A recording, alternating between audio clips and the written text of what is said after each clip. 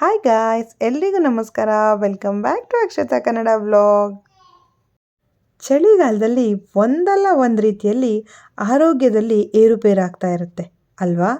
ಈ ಸಮಯದಲ್ಲಿ ದೊಡ್ಡವ್ರಿಗೂ ಮಕ್ಕಳಿಗೂ ಏನೋ ಒಂದು ಕೆಮ್ಮು, ನೆಗಡಿ, ಜ್ವರ, ಇನ್ಫೆಕ್ಷನ್ಸ್ ಆಗ್ತಾನೇ ಇರುತ್ತೆ. ಅತಿಯಾಗಿ ವೆದರ್ ಎಫೆಕ್ಟ್ ಆಗೋದು ಮಕ್ಕಳಿಗೆ ಮತ್ತು ಶಿಶುಗಳಿಗೆ. ಅವರನ್ನು ಹೇಗೆ ಕಾಪಾಡ್ಕೋಬೇಕು ಎನ್ನುವುದ್ರ ಬಗ್ಗೆ ಈ ವಿಡಿಯೋ. ಇನ್ನು ಯಾರೆಲ್ಲ ನನ್ನ ಚಾನಲ್ನ ಸಬ್ಸ್ಕ್ರೈಬ್ ಮಾಡ್ದಿರ ನೋಡ್ತಾ ಇದ್ದೀರಾ, ಪ್ಲೀಸ್ ಸಬ್ಸ್ಕ್ರೈಬ್ ಮಾಡಿ ವೀಡಿಯೋಸ್ನ ನೋಡಿ. ಹಾಗೂ ವಿಡಿಯೋನ ಸ್ಟಾರ್ಟಿಂಗಿಂದ ಎಂಡ್ವರೆಗೂ ಸ್ಕಿಪ್ ಮಾಡ್ದಿರ ನೋಡಿ. ಈ ವೆದರಲ್ಲಿ 2 ಮೇಜರ್ ಕನ್ಸರ್ನ್ ಇದ್ದೇ ಇರುತ್ತೆ.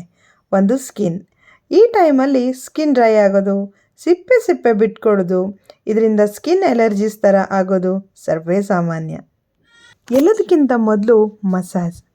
ಮಕ್ಕಳಿಗೆ ದಿನ ಸ್ನಾನಕ್ಕೂ ಮೊದಲು ಅಂದರೆ ಅರ್ಧ ಗಂಟೆ ಮೊದಲು ಆಯಿಲ್ ಮಸಾಜ್ ಮಾಡೋದ್ರಿಂದ ಅವರಲ್ಲಿ ಬ್ಲಡ್ ಸರ್ಕ್ಯುಲೇಷನ್ ತುಂಬಾ ಚೆನ್ನಾಗಿರುತ್ತೆ. ಆಯಿಲ್ನ ಒಂಚೂರು ಬೆಚ್ಚಗೆ ಮಾಡಿ ಹಚ್ಚಿದರೆ ಒಳ್ಳೆಯದು. ಕೋಕೋನಟ್ ಆಯಿಲ್, ಮಸ್ಟರ್ಡ್ ಆಯಿಲ್ ಯಾವುದಾದ್ರೂ ಓಕೆ. ಹಾಗೆ ಆಯಿಲ್ ಮಾಯ್ಶ್ಚರೈಸ್ ಕೂಡ ಮಾಡುತ್ತೆ. ಕಡಲೆ ಹಿಟ್ಟನ್ನು ಯೂಸ್ ಮಾಡಿ ಸ್ನಾನ ಮಾಡಿಸ್ಬೋದು. ಮತ್ತು ಸ್ನಾನ ಆಗಿದ ಮೇಲೆ ಚಳಿ ಅಂತ ಹೇಳಿ ಸ್ವೆಟರ್, ಕ್ಯಾಪ್, ಮಿಟನ್ಸ್ ಎಲ್ಲ ಹಾಕಿ ತುಂಬಿಡ್ತಾರೆ. ಆ ಥರ ಮಾಡೋಕ್ಕೆ ಹೋಗಬೇಡಿ. ಇದರಿಂದ ಅವರು ಇರಿಟೇಟ್ ಆಗಿ ಕಿರಿಕಿರಿ ಶುರು ಮಾಡ್ತವೆ. ಸ್ವೆಟರ್ ಬದಲು ಡಬಲ್ ಲೇಯರ್ ಬಟ್ಟೆ ಹಾಕಿ, ಆರೆಲ್ಸ್ ಫುಲ್ ಸ್ಲೀವ್ ಬಟ್ಟೆ ಹಾಕಿ. ಸ್ವಲ್ಪ ಚಳಿ ಇದ್ದರೆ ಸ್ವೆಟರ್ ಹಾಕಿ ಅವರಿಗೆ ಕಷ್ಟ ಕೊಡೋದಕ್ಕಿಂತ ಬಾಡಿ ವಾರ್ಮರ್ಸ್ ಅಂತ ಸಿಗತ್ತೆ, ಅದನ್ನು ಹಾಕಿ. ಕಂಫರ್ಟೇಬಲ್ ಆಗಿರುತ್ತೆ ಮಗು ಕೂಡ.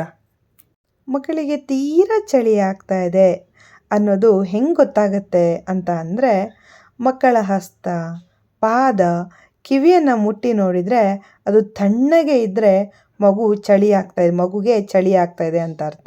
ಆಗ ಕ್ಯಾಪ್, ಸ್ವೆಟರ್ ಹಾಕಿ. ಅದು ಜಾಸ್ತಿ ದಪ್ಪ ಇರೋದು ಹಾಕಬೇಡಿ, ತೆಳ್ಳಗಿರೋದನ್ನೇ ಹಾಕಿ. ಸ್ಕಿನ್ ಕೇರ್ ಪ್ರಾಡಕ್ಟ್ನ ಯೂಸ್ ಮಾಡಿ.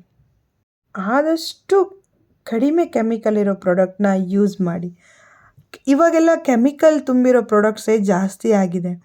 ಅದರಿಂದ ಮಕ್ಕಳ ಸ್ಕಿನ್ನಲ್ಲಿ ಇನ್ನೂ ಎಫೆಕ್ಟ್ ಬೀಳುತ್ತೆ. ಮಕ್ಕಳ ಸ್ಕಿನ್ ಎಳೆಯ ಸ್ಕಿನ್ ಆಗಿರೋದ್ರಿಂದ ಕೆಮಿಕಲ್ ಫ್ರೀ ಇರೋ ಪ್ರಾಡಕ್ಟ್ಸ್ನ ಯೂಸ್ ಮಾಡಿದ್ರೆ ಒಳ್ಳೆಯದು. ಎಟೋಗ್ಲಾ, ಸಬಾಮೇಡ್, ಟೆಡಿ ಬಾರ್ ಇದು ಚೆನ್ನಾಗಿರುತ್ತೆ.